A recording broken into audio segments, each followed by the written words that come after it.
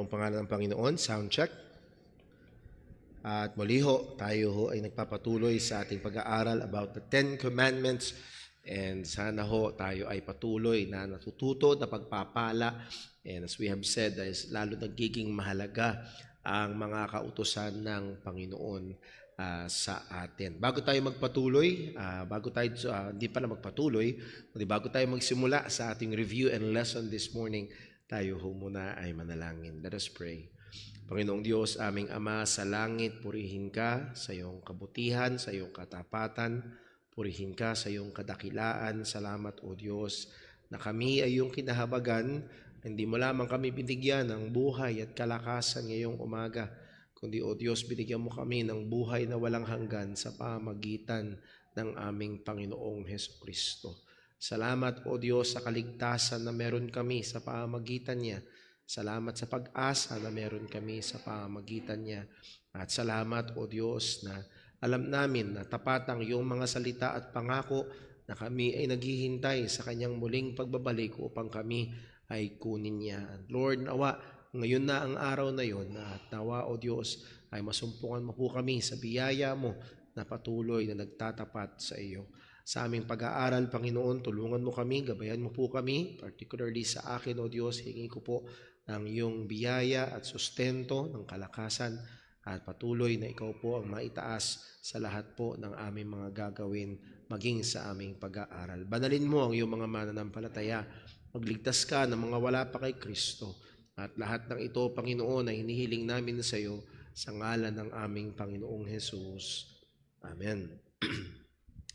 Well, mag-review tayo again. I hope na makabisado natin ang 10 utos or even the summarized version nito before we end our series. Commandment number 1, thou shalt have no other gods before me. Number 2, thou shalt not make unto thee any graven image. Number 3, thou shalt not take the name of the Lord thy God in vain. Number 4, remember the Sabbath day to keep it holy. Number 5, honor thy father and thy mother. Number 6, thou shalt not kill or murder. Number 7, thou shalt not commit adultery. Number 8, thou shalt not steal. Number 9, thou shalt not bear false witness against thy neighbor. Number 10, thou shalt not covet. So muli, I would like to commend at encourage ang bawat isa na kung kayo ay may pagkakataon to sit down and to memorize these 10 commandments, or if you want, ay pwede nyo ipaprint ito at ilagay nyo sa isang frame at ilagay nyo doon sa may pintuan ng inyong bahay, kagaya ng pinagawa ng Diyos sa mga Hudyo, to write His commandments at the doorposts, para ito ay magsilbing paalala as they go out of the house to still keep the law of God. So atin nung reviewin yung ating mga pinag-aralan. Again, pwede nating i-categorize sa 3. We have the ceremonial law, which is expired na, the judicial law, which is also expired na, but we maintain na ang moral law ay nagpapatuloy pa rin. The moral law is still binding sa buhay ng mga mananampalataya. The moral law acts as an enduring and just guideline for our relationship with God and each other. Ito pa rin ang basihan ng ating relasyon sa Diyos at ng ating relasyon sa isa't isa. And if you remember, ito ay sinamarize ng ating Panginoong Kristo sa 2. Ang una ay mahalin natin ang Diyos ng buong puso, buong isip, buong kaluluwa at buong lakas. And then yung kasunod nito ay mahalin natin yung kapwa natin gaya ng pagmamahal natin sa ating sarili. At ang sabi ni Jesus sa 2 utos na ito, nakabitin ang mga propeta at ang kautusan. The proper use of the law, may tamang gamit. Hindi tayo malaya na gamitin ang kautusan sa paraan na gusto natin. Merong sinabi ang salita ng Diyos. As we have seen, ito ay mapa na nagbibigay sa atin ng landas na dapat nating lakaran. Ito ay busal or muzzle na ito'y nagpipigil sa kasalanan. And lastly, at napakahalaga, ito ay salamin na nagpapakita, nagre-reflect ng ating tunay na spiritual na kalagayan sa harapan ng Diyos, na tayo nga ay mga makasalanan. At napakaganda ng sinabi ni Pablo na gamit ng kautusan. Ito ang purpose ng kautusan. Ang kautusan o 10 utos ay never designed ng Diyos na maging hagdan patungo sa langit. Ang 10 utos, ang sabi ng Biblia, wherefore the law was our schoolmaster to bring us not to heaven, but to bring us to Christ, para dalhin tayo kay Kristo.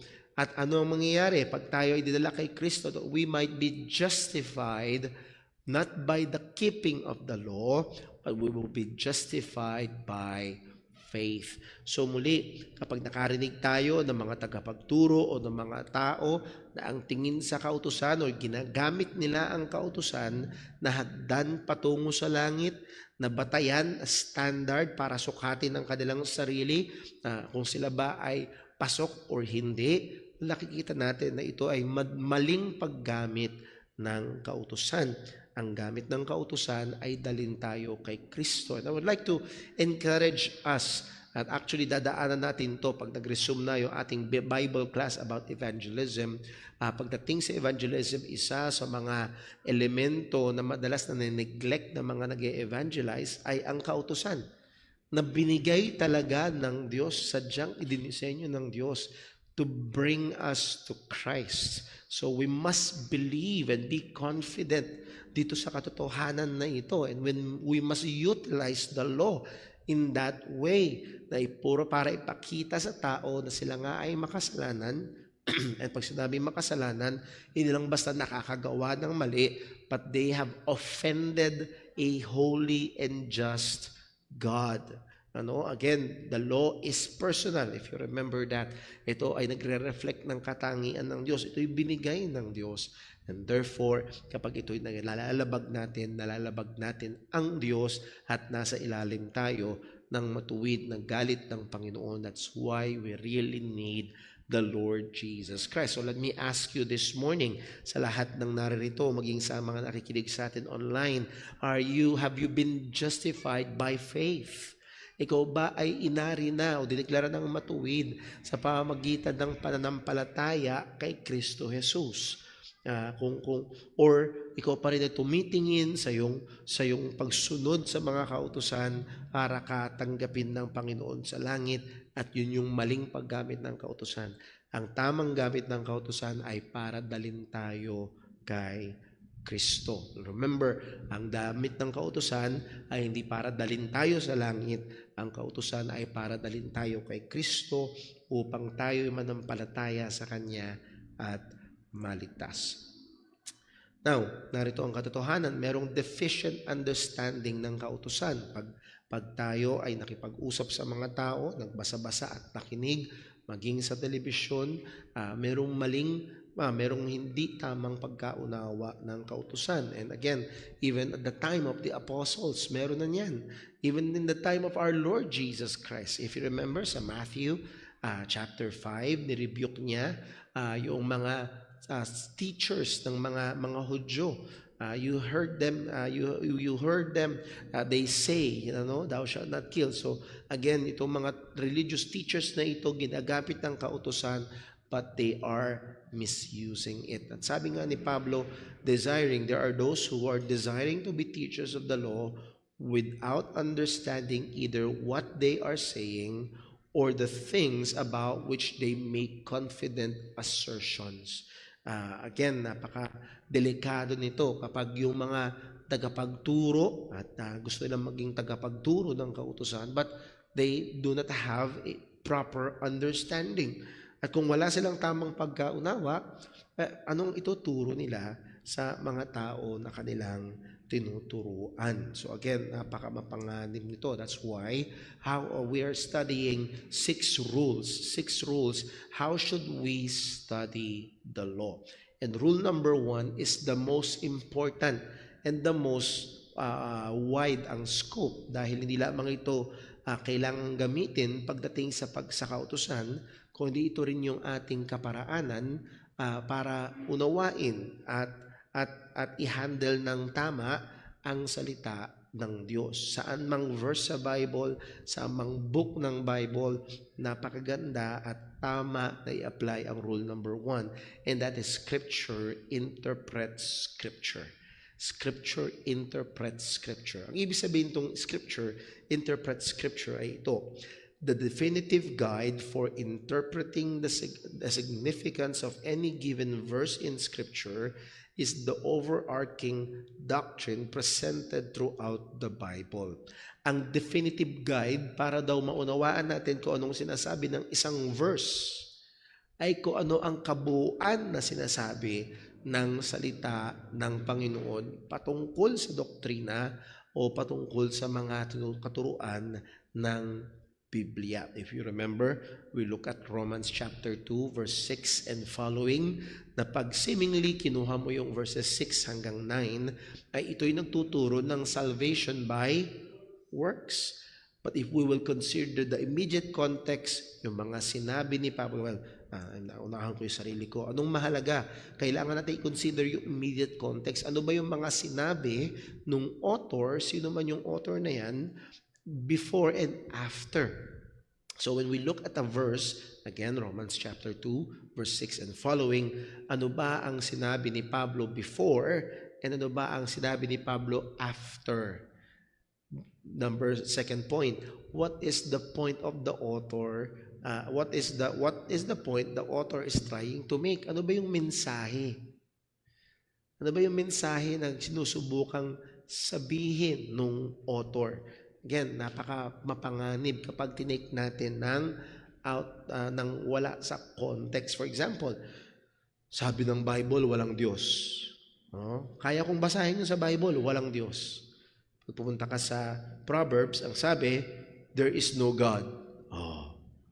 Pero pag binasa mo yung words before that, the fool had said in his heart, there is no God. So again, makikita natin ang kahalagahan to read and to interpret the verse according to its context. So the message of the author is the message of God. Hindi tayo malaya na pagsalitain yung verse ng gusto natin.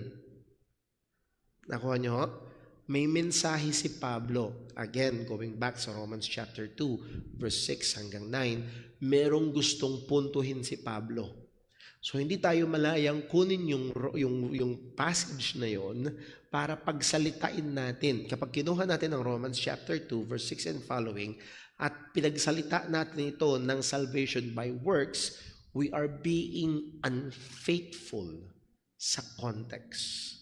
And we are not obeying Scripture interprets Scripture, which is the rule number 1. So napakahalaga ito, nasan man tayo, nasa Romans ka man, nasa Galatians ka man, o nasa Proverbs ka man, o nasa Genesis ka man, napakahalaga na i-observe natin itong rule number 1. Excuse me lamang po.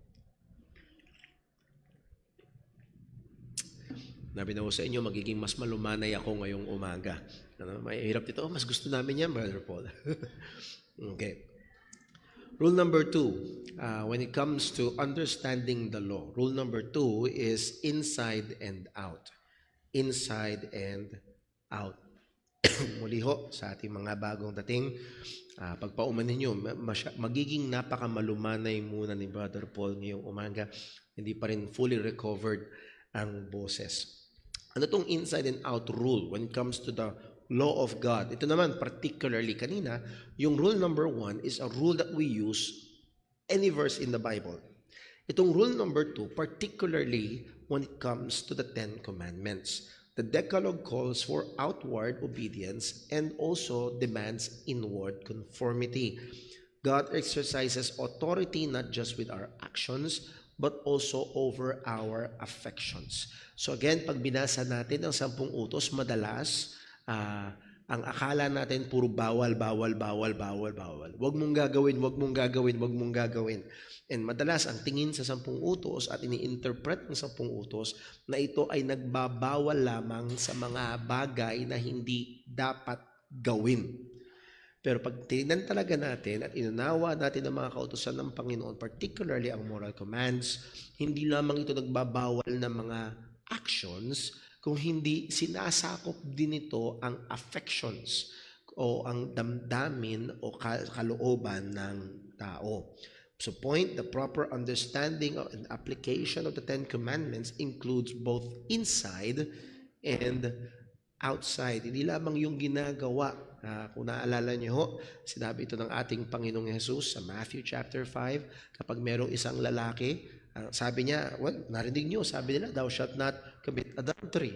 Ito sinasabi sa inyo, pag ang isang lalaki tumingin sa isang babae at nagnasa sa kanyang puso, ay siya'y nangalon niya na sa babaeng yun sa kanyang puso. So again, walang ginagawang kasalanan, pero dahil ninanasa ang isang bagay hindi makadiyos, ito ay paglabag na rin sa kautusan ng Panginoon. So malinaw dito na hindi lamang yung panglabas na aksyon, kung hindi maging yung panloob na damdamin at kaisipan ay sinasakop ng mga kautusan. So again, pagdating pa lamang dito, makikita agad natin na wala talaga sa ating papasa. Wala talaga, maaaring sabihin ng isang tao na, well, hindi naman ako nagnakaw, pero gaanong karaming pagkakataon ng ginusto mo na natempt ka. Well, hindi ako nangalon niya, pero gaanong karaming pagkakataon na nagnasa ka sa opposite sex na hindi mo asawa. So again, nakikita natin na talagang napakahusay na mirror ng salit ng mga kautusan, pinapakita nito kung gaano tayo kadumi. Rule number 3, the two-sided rule. Two-sided rule. Anong ibig sabihin nito? Where a sin is forbidden, the corresponding duty is required. And where a duty is required, the corresponding sin is forbidden. Every commandment is both positive and negative. So again, maraming ang tingin sa 10 utos, thou shalt not, thou shalt not, thou shalt not, thou shalt not, wag kang wag. Well, yung lahat ng wag na yon na negative, that is, wag mong gagawin, yung kabaligtaran din nun ay totoo. Yung kabaligtaran na kabutihan noon ay iniuutos din. Each commandment denounces a specific sin while simultaneously promoting a corresponding virtue. For example, commandment number 9, thou shalt not bear false witness against thy neighbor. Huwag kang sasaksi sa hindi totoo, or more modernly known as huwag kang magsisinungaling.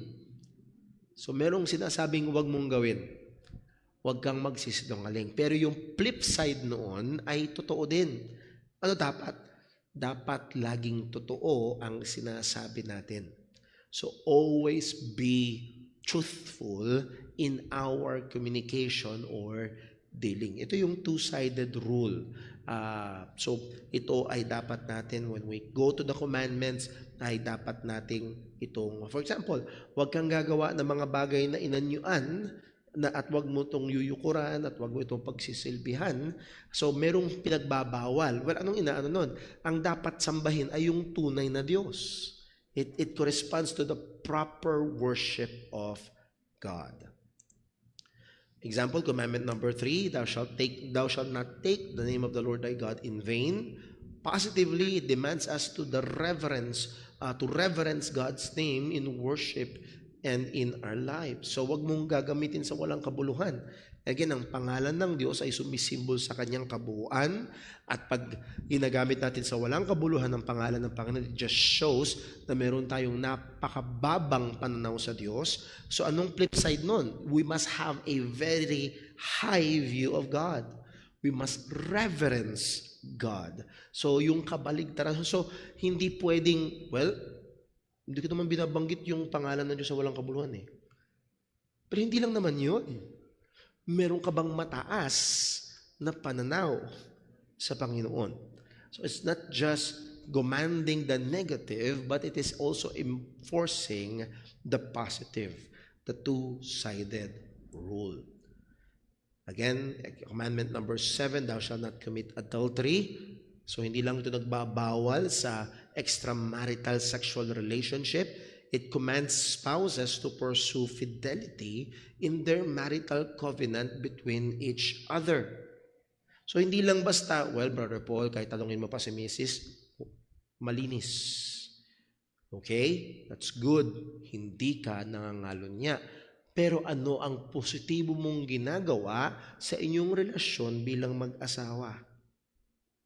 Nakuha niyo ho? So, hindi lang ito basta nagsasabing, huwag kang maging unfaithful, kundi nagsasabi itong maging faithful ka. And faithfulness in your marital covenant is not just not doing adultery.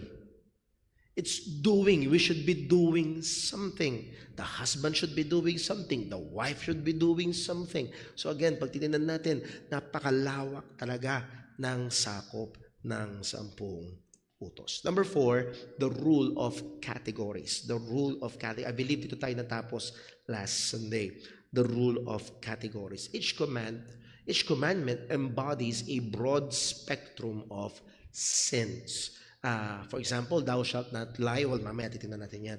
When we say categories, for example, hindi lang, siguro, kita na natin agad, nung sinabi ng salita ng Diyos, thou shalt not commit adultery, and technically, ang adultery is sexual relationship between sexual relationship ng dalawang may asawa sa hindi nila asawa. Or at least yung isa ay may asawa. Nakuha ko natin. Pero pag parehong single, ang tawag doon technically ano? Pero hindi kasal, fornication ang tawag doon. So, ang commandment ba na thou shalt not commit adultery ay, well, bawal ang adultery, pero pwede ang fornication. Ganun ba yon? Hindi. So makikita natin na ang thou shalt not commit adultery, it covers all the categories of any immoral sexual sin. Sakop nito ang pornography, sakop nito ang homosexuality, sakop nito ang bestiality. Alam niyo yung bestiality? Man and beast, man and animal sexual relationship. Pero bang gumagawa nun? Meron. Sakop nito ang iba pang mga kasalanang sexual. So again, it covers the category.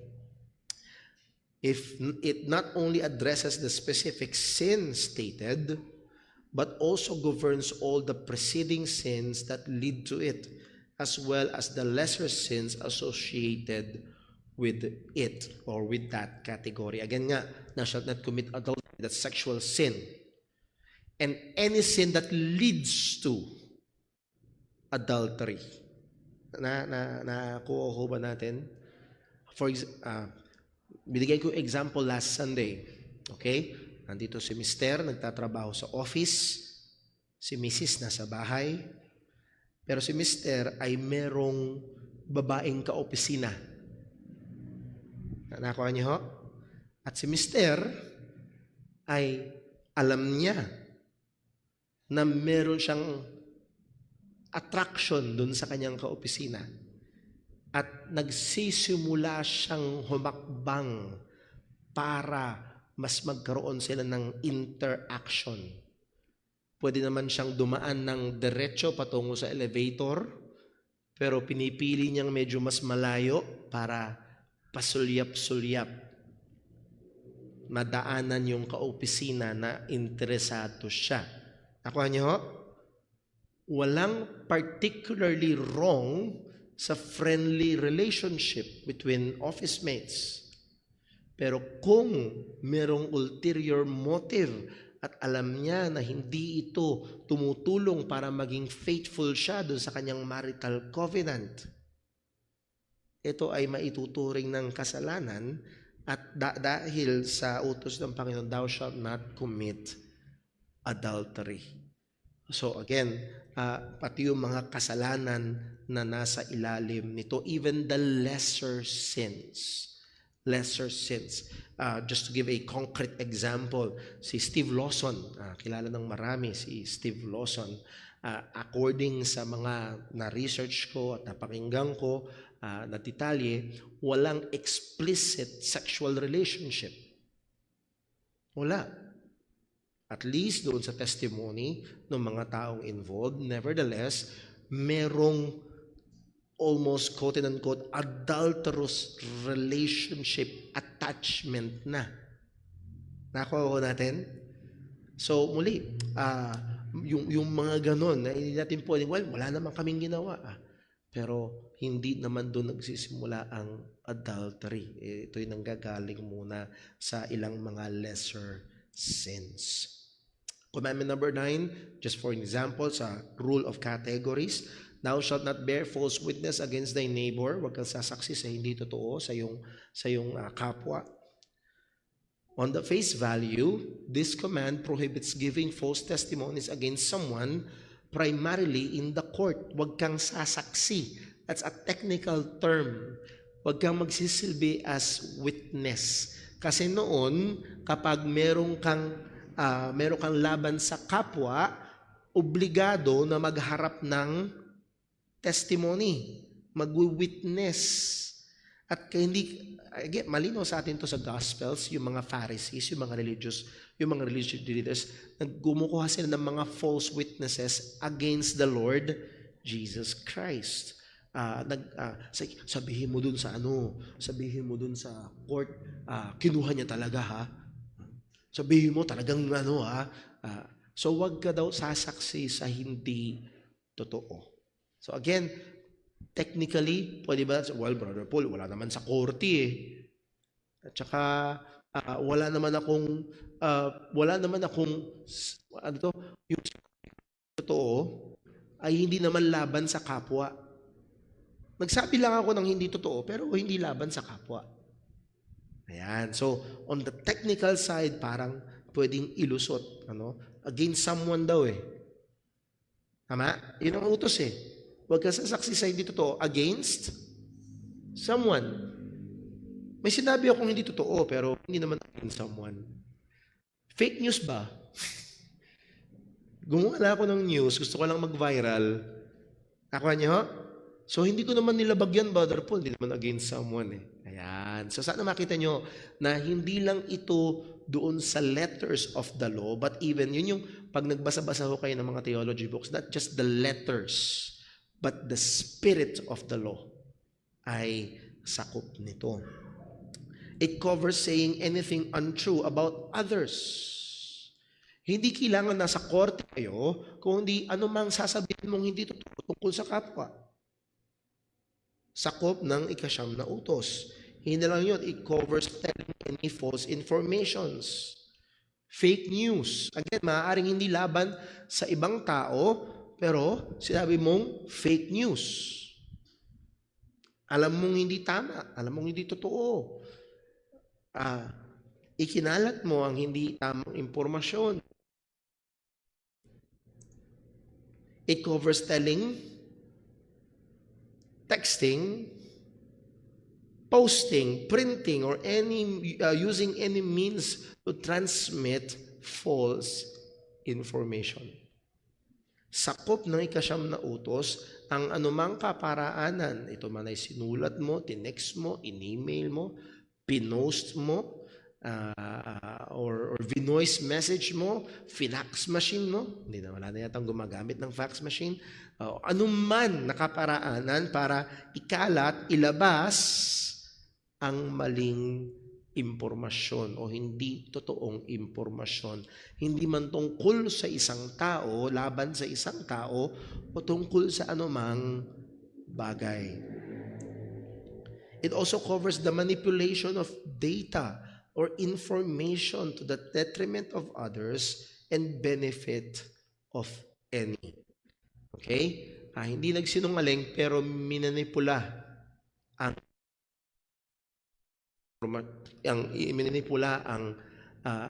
informasyon. Dito madalas bumabagsak yung marami. Pagdating sa social media, minamanipula ang mga impormasyon, lalo na nakaraang election dito sa atin, pero tinatawag na, ano tawag dito? Parang ini-edit yung history. May technical na tawag doon. Revisionism. Nire-revise yung history. Binabago nila. And sadly, dahil yung generation na nakakaalam talaga nung nangyari, ay wala na, nakabase na lang yung mga Gen Z online, so binago nila yung impormasyon online. Nakakuha niyo? Again, yung pagmamanipula ng impormasyon, yung iba ang tawag dyan ay propaganda. Now, if propaganda ay totoo, okay yun. Pero ang propaganda ay purposefully ay minamali. Naalala ko, hindi ko mailala yung eksaktong topic at yung mga sinabi, pero nung nakaraang eleksyon sa Amerika, si J.D. Vance na Vice President ni Donald Trump ay kinote si J.D. Vance. Ang sabi ni J.D. Vance, teka muna. Ano yung sinabi ko bago yan? Hindi usapan ko ano yung sinabi mo bago yan. Basta itong sinabi mo. Hindi. Mahalaga kung ano yung sinabi ko bago yan kasi may rason kaya ako sinabi yan. So yung reporter na nag-i-interview sa kanya is being dishonest at nilalabag yung 9th commandment. Nakuha niyo ho? And sa akin ho bilang pastor, lalo na kapag nandun yung mga counseling sessions, isa sa mga trabaho ko talaga ay makinig sa parehong panig. I wish I could say na perfectly ko nagagawa ho yun. Pero as much as possible, pinakikinggan ko yung magkabilang panig. Bakit? At sana maging gawain din natin yun. Dahil naturally, listen, kahit ako, at lumulutang yung talagang makikita natin kung gaano talaga kaapektado pa rin tayo ng kasalanan. Na pag nagkakwento tayo, madalas, edited. Tama? Edited. May nagkwentong isa. Kwento siya. Sa lahat ng kwento niya, yung kwento ni A, lahat ng kwento niya, si B ang mali. Pero hindi niya kinuwento yung mga mali niyang ginawa. Kaya pala sinabi ni B yun kasi may ginawa si A. Hindi niya kukwento yun. Ang sasabihin lang niya yung mga maling sinabi ni B. Nakuha natin? So again, let's be very, very careful. At kapag intentionally we leave out details para magmukhang mas maganda at mas tama at mas malinis tayo, nilalabag natin ang ikasyam na utos. So let's be very, very careful. Let's be very, very careful. So again, this is the rule of categories. Maaaring wala kayo sa korte and hindi ka nagsasabi, hindi ka sumasaksi sa hindi totoo laban sa isang tao. Maaaring nagpo-post ka lang online. Wala lang. Sinabi mo, halimbawa, ML, nag-ML ka. Sinabi mo, mythic na ako, mythic. Hindi ka pa pala mythic. Ano ka pa lang, novice ka pa lang pala. Wala. Nagsinungaling ka. Again, sakop yun ng 9th commandment. So the rule of categories. It involves gossiping, fake news spreading, false advertising. Yung minsan, lalo na sa mga online stores, hindi ko na babanggitin, yung mga popular na mga online, may makikita kang presyo, andun yung picture. So, dahil nagulat ko, wow, mura, nakasale, binaynaw mo agad. Yun pala, mayroong mga variations. Pambira, nakakita ko, wow, yung ballpen, 2 piso lang. Ang gandang-gandang ballpen, 2 piso lang. Pagdating, refill ink pala. Yung palang price na yun, na hindi price nung ballpen, yung palang price na yun, na yung price nung tinta sa loob. Anuhin ko yung tinta sa loob kung wala yung ballpen. Siguro nakita nyo na ito. Furniture, cabinet, 450 pesos lang. Tapos 36 pesos lang yung delivery. Wow! Still, buy now. Binasa mo naman yung description, cabinet, made of wood, Pero nilagay nila sa pinakadulong-dulo. Miniature. Dulong-dulo na kailangan mo nang may i-click ka muna para bumaba, para makita doon sa pinakailalim, yung kauli-uli ang salita, miniature. So pagdating nung cabinet, nagulat ka, kasya sa isang pouch.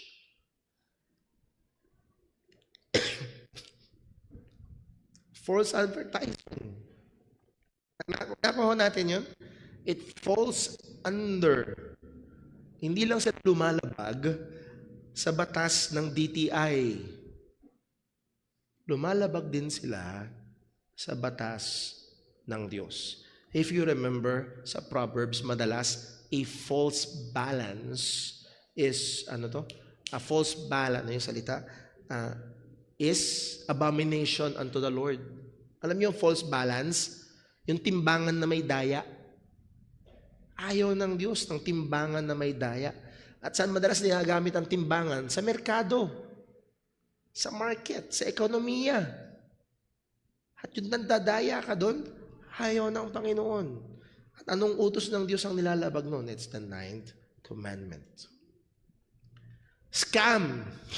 Scam. Hindi ko makalimutan nung nag-post si Brother Dave ng video para humingi ng tulong. After 2 or 3 hours lang yata, may nag-text na kay Brother Dave, bigay mo sa amin yung OTP ng GCash nyo, papadalang ka namin ng 200,000 yata o 80,000 yung pangako. Wow. Ang gagawin nila, ang laman nun, sisimot. Scam. You won 200,000 pesos. Again, nilalabag ang 9th commandment and many others. So dito yung sinasabi na rule of category. Hindi yung eksakto-eksaktong word for word, not just the letters of the law, but it covers also the spirit of the law. Yung mga categories ng yung mga kasalanan sa ilalim ng kategorya na ito, even the lesser sins or others that is like unto it. So muli, hindi layunin ng 10 utos na i-enumerate ang lahat ng kasalanan. Pero ina-assume na sakop nito ang mga kasalanan na may kinalaman dito. Rule number 5, the brother's keeper rule. Brother's keeper rule. Siguro pamilyar sa atin ito sa Genesis 4 verse 9. Nung pagkatapos patayin ni Cain si Abel, ang Panginoon na nagsabi o nagsalita kay Cain, ang sabi, and the Lord said unto Cain, where is Abel thy brother? And Cain said, I know not. Am I my brother's keeper? Ako ba ang tagapag-alaga ng aking kapatid? Ako ba ang tagapag-ingat ng aking kapatid? This is another way of putting it. May responsibilidad ba ako sa kapatid ko? And the answer to that is, rule number 5 answers this question with an affirmative. Yes, we are our brother's keeper. May responsibilidad tayo sa ating kapatid. May responsibilidad tayo sa ating kapatiran. Or another way or more broader statement, may responsibilidad tayo sa ating kapwa. So when we look at the 10 commandments, we do not just look at ourselves, kung hindi, kukonsidera din natin ang iba. Point, we have a responsibility to keep not just ourselves but one another from violating these commands. May responsibilidad tayo para bantayan, para ingatan, para paalalahanan ang bawat isa regarding sa mga kautusan ng Panginoon. Sabi ni Ernest Risinger, whatever is forbidden or commanded of us, we are bound according to our position to discourage or encourage in others according to the duty of their positions. Ano man yung pinagbabawal or inuutos sa atin, we are bound sang-ayon sa ating posisyon upang i-discourage sila na huwag gawin yung mali at encourage sila na gawin yung tama according to the duty of their positions. Again, yung word na positions dyan ay, by using the term position, Riesinger indicates that our standing in life can often provide us with the spiritual impact on those we encounter. Just for example, anong posisyon ko? Ako ngayon ay asawa. Hindi rin basta asawa, ako rin ay tatay. At yung posisyon ko bilang asawa ay may impact kay Sister Jonah. At yung posisyon ko bilang ama ng tahanan ay may impact kay Timmy and kay Leah. Nakukuha niyo ho yun. So, pinibigyan ko lang ng ilustrasyon yung word na positions. And we are, by God's providence, are placed in certain positions. May iba't iba tayong posisyon. Maaaring ang posisyon mo, ikaw ay boss ng isang kumpanya, o ikaw ay empleyado ng isang kumpanya. Maaaring ang posisyon mo, ikaw ay teacher, o ang posisyon mo, ikaw ay estudyante. Ano man yung posisyon na ating ginagalawan ay may direktang impact doon sa mga relationships na nakapaligid sa atin, and we must encourage or discourage pagdating sa pagsunod sa mga kautusan ng Panginoon. The three main institutions that God established are tasked to enforce His moral standards. Ano yung three main institutions na inilagay ng Panginoon? Number one is the institution of the family. At ang institusyon ng pamilya ay binigyan ng Diyos ng trabaho to enforce His commands. Ang sabi sa Deuteronomy 6 verse 6, "And these words which I command thee this day shall be in thine heart." Ano daw ang gagawin ng mga magulang? "And thou shalt teach them diligently unto thy children." So the God expects the parents to make an impact with regards to His law, to make an impact to their next generation, sa kanilang mga anak. "And thou shalt talk of them when thou sittest in thine house, and when thou walkest by the way, and when thou liest down, and when thou risest up." So yes, in a sense, parents are your children's keeper. Merong responsibilidad. And not only the family, but also the human government. The human government. Sa Romans 13, verse 1, anong utos? "Let every soul be subject unto the higher powers." And again, yung higher powers dyan ay hindi yung mga superheroes na may superpowers. Yung higher powers dyan ay ang government. "For there is no power but of God, and the powers that be are" what? "Ordained of God." Mga kapatid, listen, as imperfect is the government of the Philippines is. Okay? Walang gobyernong perpekto. Tama? Marami bang problema ang gobyerno natin? Yes. Yung iba sa inyo siguro nakita yung post ko na ang pangit-pangit, ang hirap-hirap ng kalagayan sa PGH, pero yung Senate building ay gagastusan nila ng higit 30 billion pesos. Wow. Grabe. Pero ito pa rin ang katotohanan.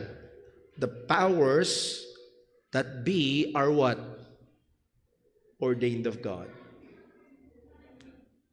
"Whosoever therefore resisteth the power, resisteth the ordinance of God. And they that resist shall receive" what? "To themselves damnation." Magtatanggap sila ng parusa. Dapat lang. At dapat ang gobyerno ay may kapangyarihan na magbigay ng parusa.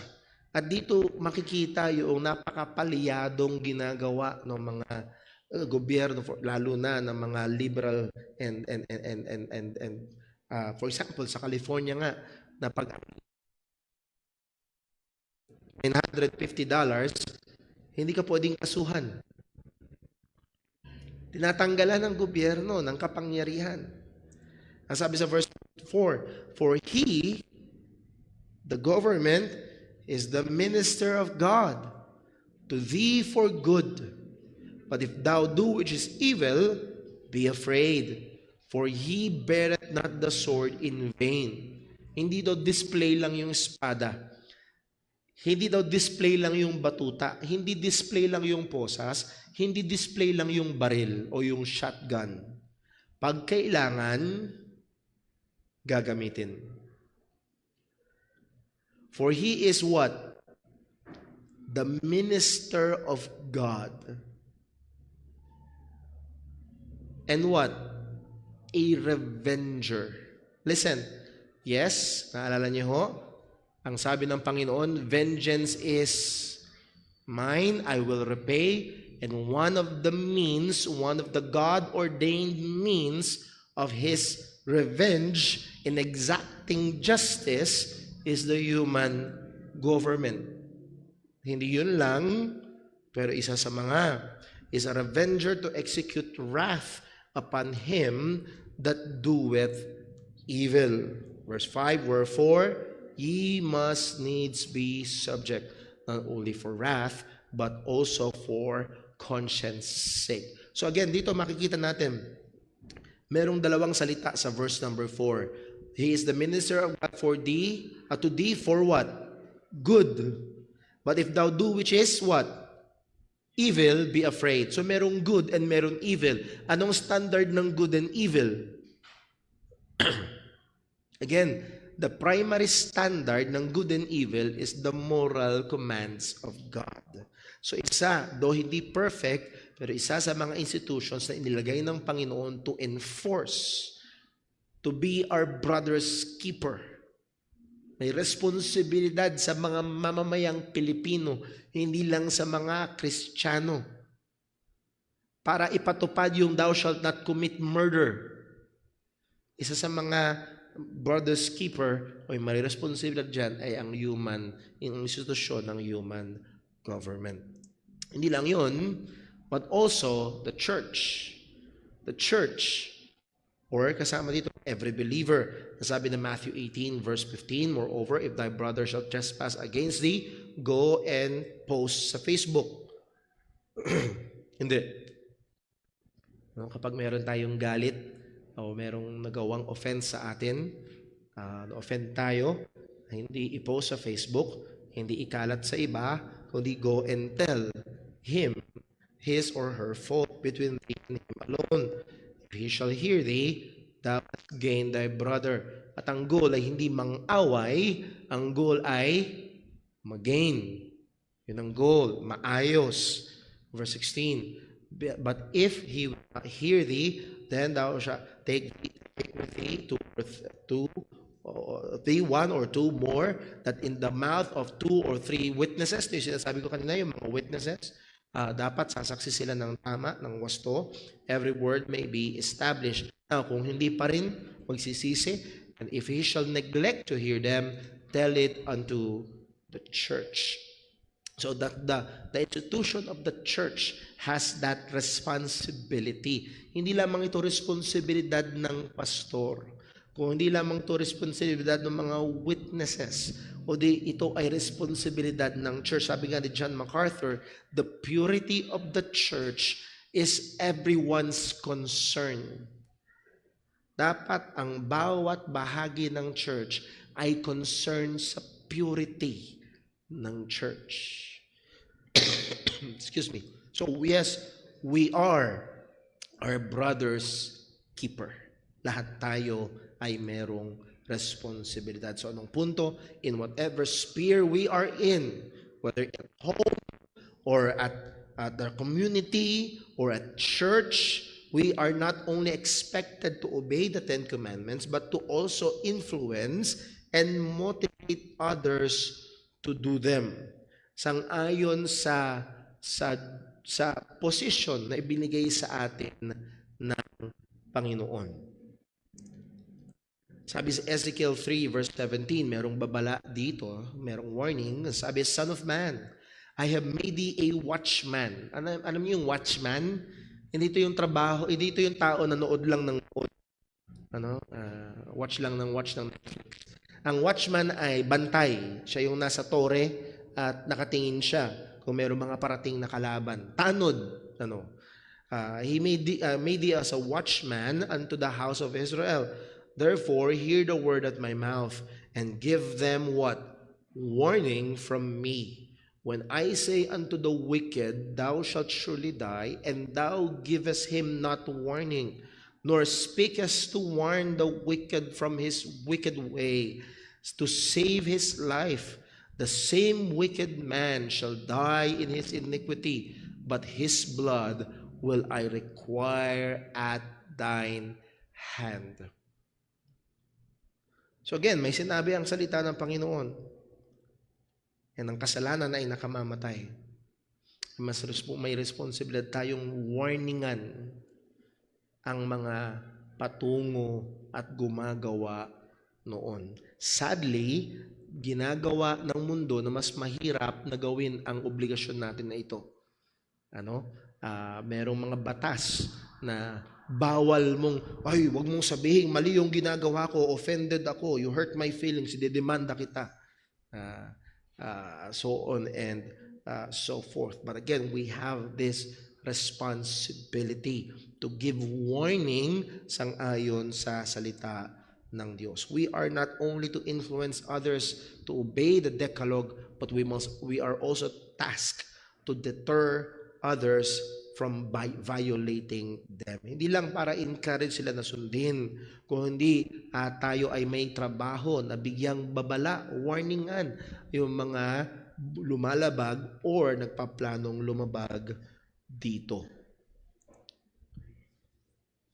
Ilan sa mga kaparaanan ay yung pamilya, parental discipline. By the way, kahapon, napakalaking blessing yung conference na pinuntahan ko, biblical counseling and medical issues, at merong diniscuss na issue, lalo na yung familiar sa marami, yung ADHD. At doon sa ADHD, meron, kung nagkakamata na, siyam na babasahin, at kapag na-checkan doon yung meron ka nung 4 o 5 doon sa siyam, hahatulan ka na agad na may ADHD at resetahan ka na ng gamot. At nung binasa yung mga basihan, alam niyo, isang mabisang gamot sa ngayon sa Bible, rod. Pamalo. Disiplina. At karamihan, hindi lahat, karamihan ng sinasabihan na may ADHD, hindi lahat, okay? Meron talagang may mga issues, pero marami ay talagang napabayaan ng magulang. So again, that is just the truth. At tinatago nila yung kasalanan na yon sa di umano sakit, mental illness. Now, I'm not saying na walang mental illness. What I'm saying is merong malaking problema. Nakukuha ho ba natin? Merong malaking problema. Anong sabi? Sa Proverbs 22 verse 15, foolishness is bound in the heart of a child. Nakatali sa puso ng bata ang kamangmangan. Pero, but the rod of correction shall drive it far from him. Yung pamalo ng pagtatama. Proverbs 3:12, for whom the Lord loveth, He correcteth, even as a father, the son in whom He delighteth. Yung tatay na nagmamahal ay tinatama, kinakailangan, tinapalo ang anak na kanyang minamahal. So ito yung mga ilan sa mga kaparaanan sa mga anak namin, lalo na kay Timmy, kay Leah. May mga pagkakataon na pagkatapos namin silang disiplinahin, paluin, uupo kami at ipapaliwanag, anak, kaya ka pinalo ni Daddy kasi nagsinungaling ka. At anak, sabi ng Bible, huwag kang magsisinungaling. At ayaw ka ni Mami at Daddy, kaya pinalo ni Mami at Daddy, ayaw ni Mami at Daddy na gumawa ka ng ayaw ng Panginoon. Mapapasama ka. So again, we are in effect fulfilling yung gawain ng watchman. Na sinasabi ng Diyos sa makasalanan, may parusa. At sinasabi ko sa anak ko, anak, may galit ang Diyos at hindi ka dapat magtuloy-tuloy sa gawain na hindi tama. Kaya ka dinidisiplina ni Mami at ni Daddy. Again, the church, pagdating sa church discipline, if you neglect to hear them, tell it unto the church. But if you neglect the church, to hear the church, let him be unto thee as an heathen man and a publican. Again, yung church discipline, ang goal ng church discipline is not to drive away, but to restore. So, napakahalaga, natandaan natin, ang church discipline is an act of love. And then, the church government, yung penalties na pinapataw ng gobyerno. Again, masyadong mahaba pag kinuwento ko pa. Romans chapter 13 verse 4, For he, the government, is a minister of God to thee for good, but if thou do which is evil, be afraid, for he beareth the sword in vain. So again, yun ay ang goal noon ay mapigilan. Ano? Meron tinatawag na police visibility. Tama? So ikaw man ay kriminal, nakita mo bawat kanto may pulis, ang bihira, makuha ko man, pagtakbo ko, wala akong lulusutan. E di, mapipigilan ka to deter sin para mapigilan ang kasalanan. And lastly, dito tayo matatapos, the law of tables. Ito yung rule number 6, the law of tables. Ano ibig sabihin, brother po, ng law of tables? Mesa? Well, again, as we've studied, the Ten Commandments are two parts. Commandments 1 to 4 sa first tablet, ano yun? Vertical, relation to God. Commandment 5 to 10, ano yun? Horizontal, relationship natin sa tao, sa kapwa-tao. So these are the two tables or tablets of the law. Anong yung the law of tables? The first part pertains to our relationship with God, and we must love God above all. And the second section, which is the second tablet, points to our dealing with others, and we must love our neighbors as we love ourselves. According to Jesus, these two tables are not equal. Nakuha niyo? The first table is greater importance. Ang sabi ni Jesus, sa Matthew 22 verse 37, Jesus said unto him, Thou shalt love the Lord thy God with all thy heart, with all thy soul, with all thy mind. This is what? The first and great. Ito ang una at pinakadakila. Anong kasunod sinabi niya? And the second is like unto it. So even within the 10 commandments, merong mas mataas. Merong primary at merong secondary. Parehong mahalaga, pero merong primary, merong secondary. At ang primary, the first and greatest, is the first four. Our relationship with God. So the law of tables reflects this truth.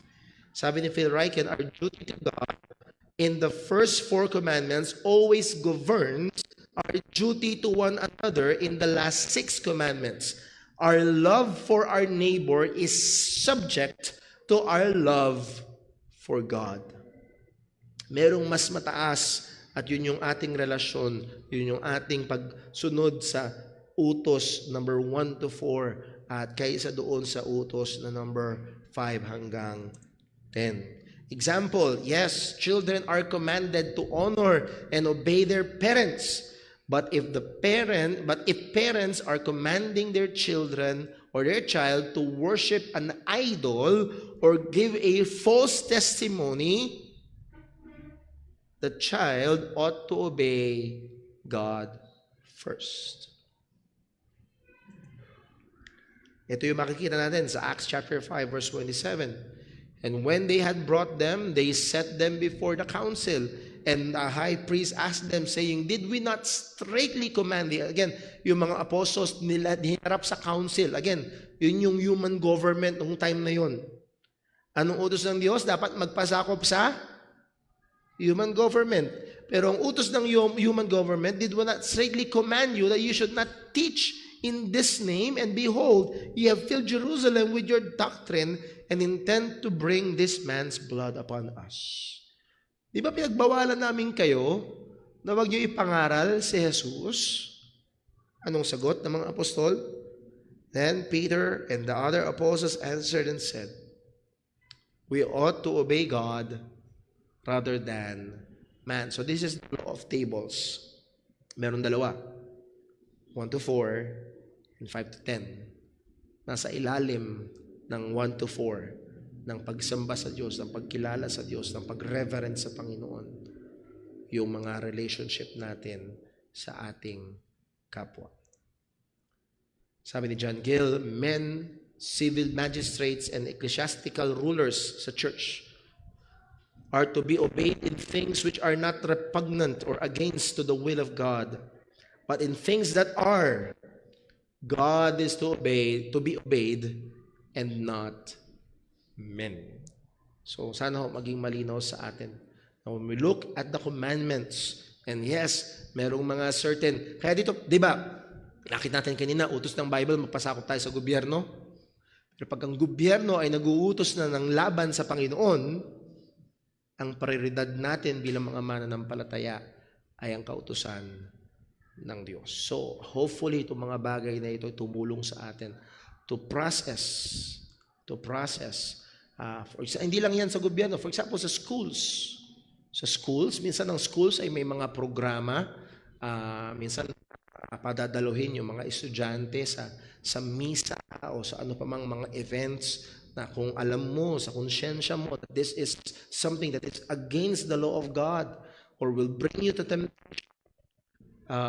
Again, the student, ang estudyante, kailangan tindigan doon sa unang 4, kailangan niyang mahalin ng Diyos at sumunod sa Panginoon. Consequence, harapin yung consequence. Kung merong special project na kailangan gawin mo yung special project. Pero mas kailangan nating unahin sundin ang pagmamahal sa Panginoon. With that, meron po bang may tanong?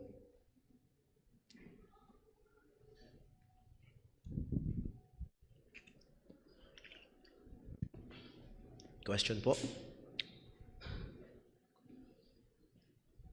Ed, Saver, Kristen.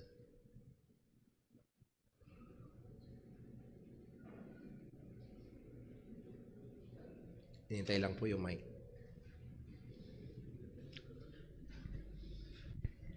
Hello.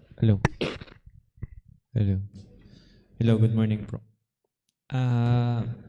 About dun sa Brother's Keeper, yung rule number 5 po ata yun. Nabanggit po dun na may responsibility din po tayo paalalahanan yung ibang tao about sa commandments ng Lord.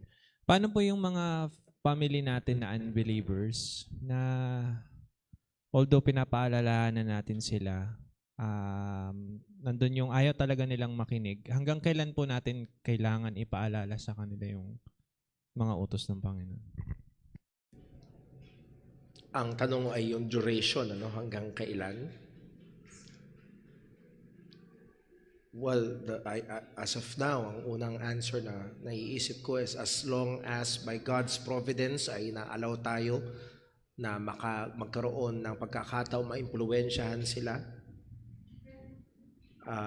as we are still able to be a good testimony para sa ebanghelyo ng ating Panginoong Hesukristo. Huwag tayong magsawa na magsabi sa kanila. And again, nevertheless, ang pangunahin nating approach sa mga unbelievers ay ang gospel. Dahil pag inuna natin yung mga bawal yan, hindi, it will for example nga, meron tayong mga mahal sa buhay, let's say na Roman Catholic, and again, alam natin na yung mga idols ay problema. Pag doon mo sinimulan ng usapan, sarado na. Okay? The best, pinaka-wise ay simulan natin ng usapan sa gospel. At kung sa biyaya ng Panginoon ay niligtas sila, sabi ng Bible, my sheep will hear my voice and they will follow me. At doon magkakaroon ng pagsunod sa kautusan ng Panginoon. So, we must be discerning. We must also be tactful. Minsan, kulang sa discernment yung Kristiyano na very offensive na yung kaparaanan nila. Very intrusive na yung kaparaanan nila na hindi na nagiging buting patotoo sa ebanghelyo ng ating Panginoong Hesukristo. So we must consider there are other things, but as long as God by His providence ay binibigyan tayo ng pagkakataon to be able to influence, not just by telling them, but isa pa sa paraan is by showing them kung yung paano yung pagsunod sa kautusan ng Panginoon. So as hangga't meron tayong pagkakataon, yun ay magandang magawa natin. Meron pa ba, Sister Tina?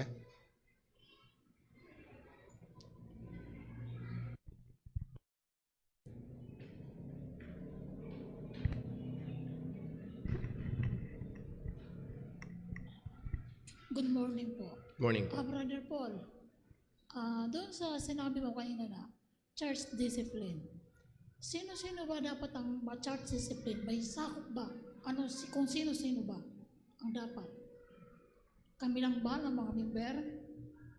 O hindi pwede yung iba dahil ganun? Ang sakop po ng church discipline ay lahat ng members ng church maging ang pastor. Yun po ang mabilis na sagot po doon. Ang lahat ng members ng church maging ang pastor. Apo. Meron pa ho ba?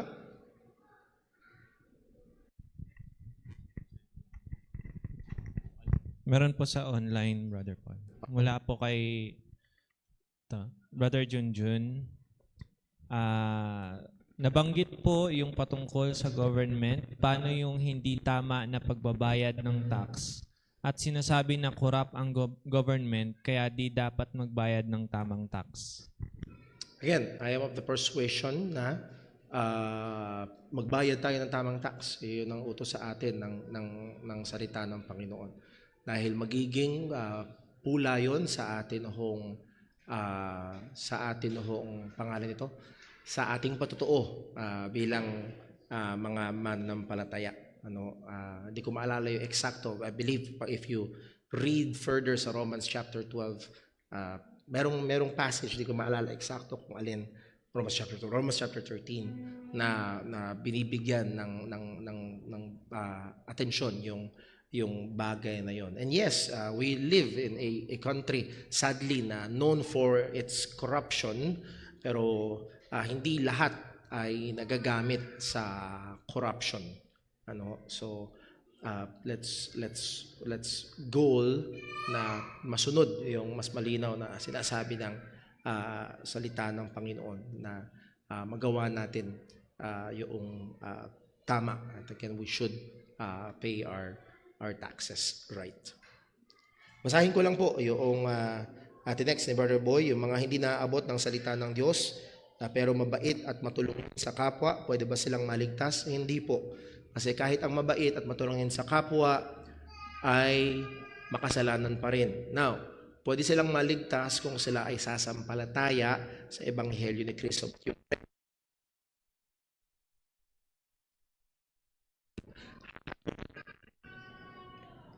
Hindi sila narislabot ng salita ng Diyos, therefore hahatulan pa rin sila ng Diyos ng patas. They will be judged according to their works. At magiging just pa rin ang Panginoon. Ang mga tribo na hindi naabot ng Bible, hindi kaya sila elect, hindi natin alam. Hindi natin alam. That's why we are commanded na i-preach ang gospel, abutin ang mga hindi pa naabot ng Ebanghelyo. Kahit naman yung mga tao na naabot ng Ebanghelyo, let's say, for example, Santa Maria, maraming churches sa Santa Maria, maraming nag-evangelize sa Santa Maria, quote and quote, naabot ng Ebanghelyo, it does not determine if they're elect or not. So, again, kapag ang isang tao ay naligtas, that's where we can say na kabilang siya sa mga pinili ng Panginoon. Next, ang pastor na nagtuturo ng maling aral, knowingly, deliberately, and continuously, for money and other personal gain, pwede kayang tunay siyang Kristiyano? Well, again, yung binanggit ho ditong mga premise, knowingly, deliberately, and continuously, and inaasum ko ho dito na may nagsubok na siya ay i-rebuke. Hopefully, ay gumagana ang church discipline. Nevertheless, maraming mga churches na hindi actually may mga churches na nakalagay sa bylaws na bawal disiplinahin ng pastor. at yun ay mali. At kung sila nagpapatuloy, ang sabi ni John, hindi sabi ni Brother Paul, ang sabi ni John, ang mga tunay na pinanganak ng Diyos ay hindi nagpapatuloy sa kasalanan. So ang salita ng Diyos ang humahatol sa kanila. Kung sila nagpapatuloy doon, kung sila man ay, again, pwede bang mahulog ang Kristiyano sa kasalanan? Yes. Pwede bang for some period of time ang Kristiyano ay magpatuloy sa kasalanan? Yes. Pero isang katangian ng Kristiyano ay naahadon yung pagsisisi sa kasalanan. Kaya nga ganoon kahalaga yung steps ng discipline sa iglesia na tawagin sa pagsisisi ang isang kapatid na nagkakasala. Pero pag ayaw at hindi, nagpapatuloy, ang sabi ng salita ng Diyos, ang pinanganak ng Diyos ay hindi nagpapatuloy sa kasalanan. At higit sa malamang, yun ay ebidensya ng hindi pagiging tunay na Kristiyano. With that, tayo ay magtatapos at dadako tayo sa ating break time. Let us pray. Panginoong Diyos, aming Ama sa langit, salamat po sa iyong biyaya, sa iyong katapatan, sa iyong pagmamahal, at salamat po sa iyong kautusan na iyong pinagkaloob sa amin upang kami, Panginoon, ay magawa ang iyong kalooban at maturuan tungkol sa iyong mga katotohanan. At lalo't higit, maipakita ang aming kasalanan at daling kami sa aming tagapagligtas. At tulungan mo nawa kami, O Diyos, na lalo pang mahalin ang iyong kautusan. Tulungan mo kami sa biyaya mo na ibuhay ang iyong kautusan at nawa matuloy itong maging salamin sa amin upang mapatuloy naming masuri ang aming mga buhay at makita namin at masunod namin ang iyong kalooban. Ingatan mo kami, ingatan mo po ang iyong iglesia sa pagpapatuloy ng aming gawain, maging ang aming time ng fellowship at pagkain na pagsasaluhan, pagpalain mo po para sa aming katawan at maging kalakasan, at maging sa aming pagsasalo-salo, nawa ay maluwalhati ka. In Jesus' name we pray. Amen. Balik po tayo after 15 minutes.